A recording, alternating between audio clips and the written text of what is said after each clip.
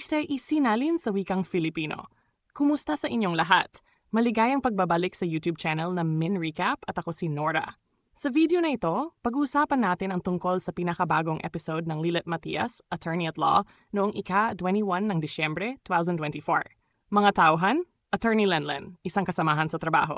Nilalaman, ibinahagi ni Attorney Lenlen ang kanyang nararamdamang hirap sa paghawak ng isang kaso na may kinalaman sa pananampalataya at simbahang Katoliko. Tinalakay nila kung posible bang papanagutin ng isang pari nang hindi nawawala ang kanilang pananampalataya at binigyang diin na ang tamang hatol ay may gabay ng Diyos.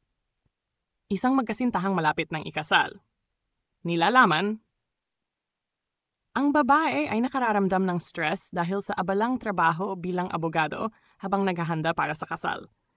Inalok ng kanyang kasintahan ang suporta sa pag-aasikaso ng mga preparasyon, kabilang na ang pagbabayad ng cash para sa venue dahil ito ang kagustuhan ng lugar. Mga tauhan, isang anak na babae at ang kanyang ina. Nilalaman, gustong maglaan ng oras ng ina para sa kanyang anak na babae, ngunit napansin niya ang tila paglayo nito. Pinapakalma ng anak ang ina sa pagsasabing maayos ang lahat, ngunit tila may lihim itong itinatago tungkol sa pag-iimbestiga ng isang kahina-hinalang relasyon ng ina sa isang tao. Aling Lydia, isang abogado, at iba pang mga saksi. Nilalaman, natuklasan ng abogado na naipasuri si Dina sa 2 ospital, ngunit ang mga dokumento mula lamang sa isang ospital ang ipinakita ni Aling Lydia. Nagdududa ang abogado na may itinatago si Aling Lydia na maaaring may kinalaman sa sanhi ng pagkamatay ni Dina. Mga tauhan, isang intern at ang kanyang superior sa law firm. Nilalaman, natuklasan ng intern ang lihim tungkol sa relasyon ng kanyang ina at ng kanyang superior. Nagkaroon ng sagutan ng dalawa, ngunit itinanggi ng superior ang anumang maling gawain at pinanatili ang profesionalismo. Mga tauhan, isang doktor at abogado.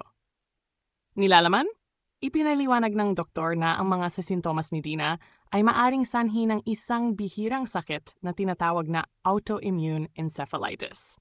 Nagduda ang abogado na maaaring may kapabayaan sa paggamot na naging sanhi ng pagkamatay ni Dina. Mga tawan, isang nakababatang kapatid at ang superior. Nilalaman, nangako ang nakababatang kapatid na ilalantad ang lihim kung mapatunayang may kaugnayan ang superior at ina niya sa aksidente ng kanyang ate. Pinunto niya na walang sinuman ang may karapatang manakit sa kanilang pamilya. Mga tauhan, isang abogado at doktor. Nilalaman, kinumpirma ng doktor na dapat sanang sumailalim si Dina sa masusing pagsusuri upang malaman ang kanyang kondisyon. Gayunpaman, hindi na bumalik ang ina ni Dina sa ospital upang tapusin ang proseso dahilan ng